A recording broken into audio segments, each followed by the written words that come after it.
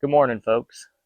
It is a slightly early, not super early. I had to get my beauty sleep in, but about 8 o'clock today, and I figured I'd take you through doing a little bit of a potato planting video. Second time I'm going to be doing the video because my other video didn't have sound for some reason, so we're going to redo this and refilm it. It's only been about a day since I planted those, so they'll still be fine. I'll dig them up and redo it for your guys' purposes to kind of see what I do and how I fertilize as well. And I'll go over the different fertilizers we use. We'll go over how to plant. We'll go over what you want to look for when you're planting seed potatoes. Our seed potato is a potato that basically has sprouted or chitted is what it's called. And so I'll kind of show that to you as well here when we get over to where the potatoes are at. But a chitted potato is what you want to plant. You don't want to plant just a regular potato that you would eat because it won't sprout, if that makes sense. So we're going to go over there and plant some potatoes. Let's get to it. If you are new to the channel, please subscribe and hit the bell icon to stay up to date on all things gardening. Quick tip here before we go and plant out the potatoes. You are looking to plant something like this, right? That is a chitted potato. You can see the sprouts here. That is sprouted. It is a little bit green. It is solarized. You do not want to plant out this. This very likely won't grow. This will grow. Now you can find these in supermarket bags of potatoes. If some sprout, go ahead and set those aside for planting in the spring.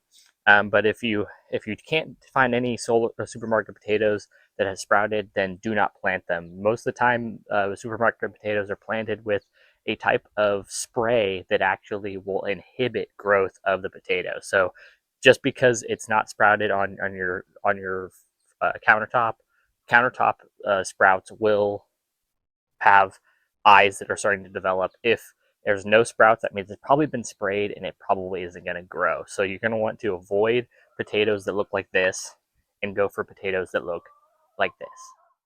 Now, when you're planting your potato, you're going to want to make sure you have roughly about 4 to 6 inches of soil. This is about 4 inches that I have right here all laid out.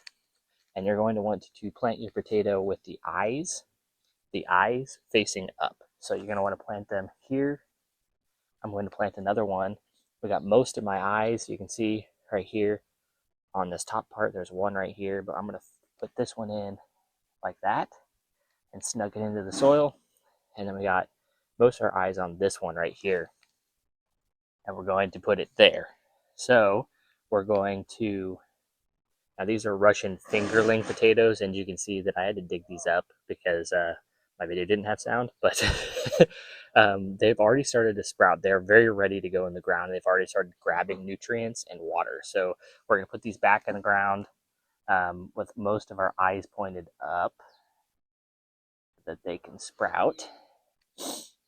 And this is a pretty big bag, so you're going to want to densely plant these. Now with potatoes of this variety and also the Yukon Gold here, these type of potatoes, they are determinate variety potatoes. So determinate variety potato means that this potato is only going to send potatoes out in the area around the plant.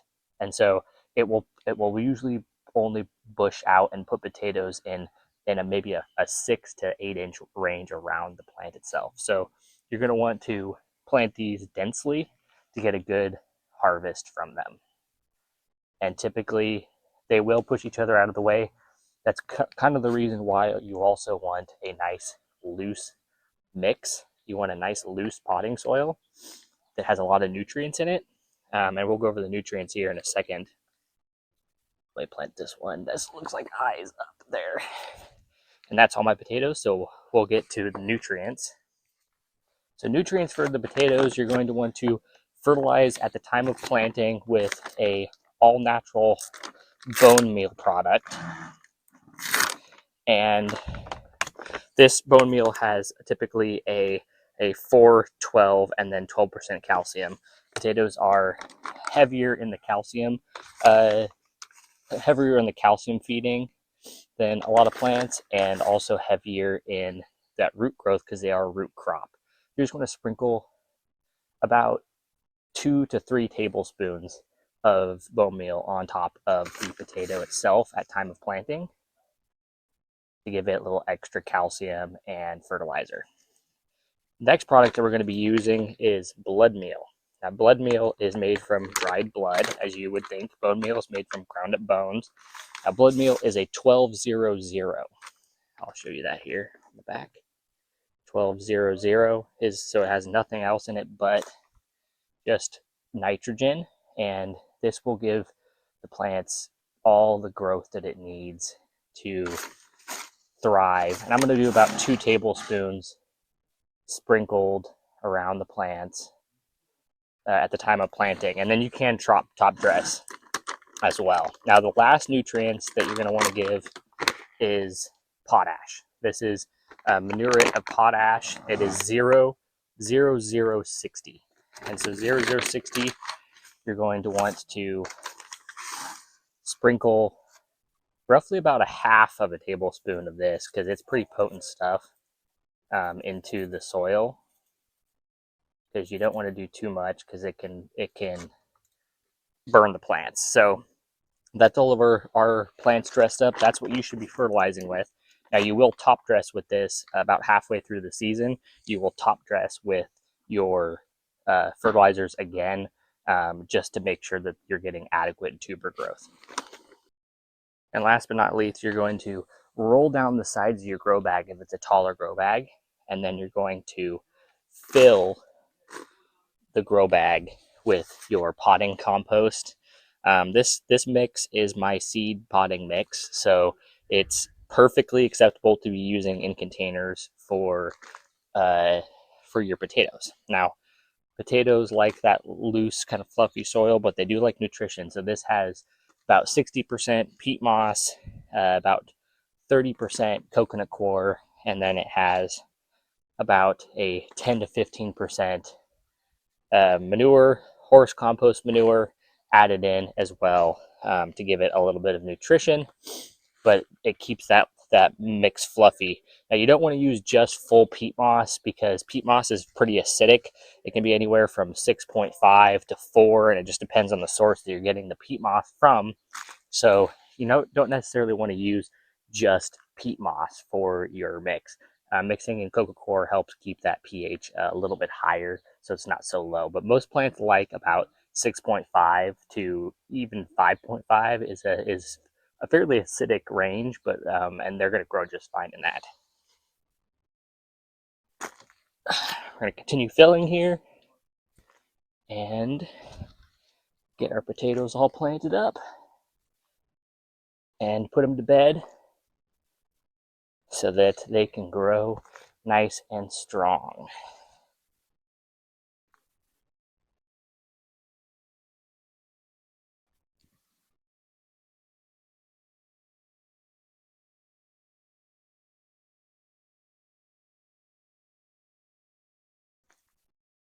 And there we go. As you can see, folks, planting potatoes is not very complicated. It is actually quite easy. And really, it will provide you with a bountiful reward after you're done. Now, planting potatoes is a little bit more labor intensive than anything, than it is hard. And as long as you stick to those keeping those nutrients up in the potatoes, because they are quite heavy feeders. Potatoes love nitrogen. They love that potash.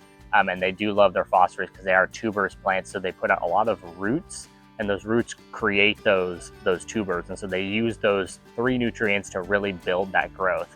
And make sure that you're looking your plants over throughout the year for any yellowing of the leaves. That'll give you any signals that you're going to need to feed them more, and you're going to want to feed them at least 1 to 2 times throughout the growing season here, before it ends. And so you're going to want to harvest these potatoes probably about, I would say, you're looking at maybe the end of August, possibly even July is when you're going to get them out. Now, I planted some of my potatoes a little bit earlier, so I'm probably going to be harvesting maybe the end of July is probably what I would be doing. But now I took a gamble. The time to get your potatoes out is right now if you're in zone 7 to zone 6. You don't want to wait any longer. If you wait longer, then you're going to have a severely delayed harvest.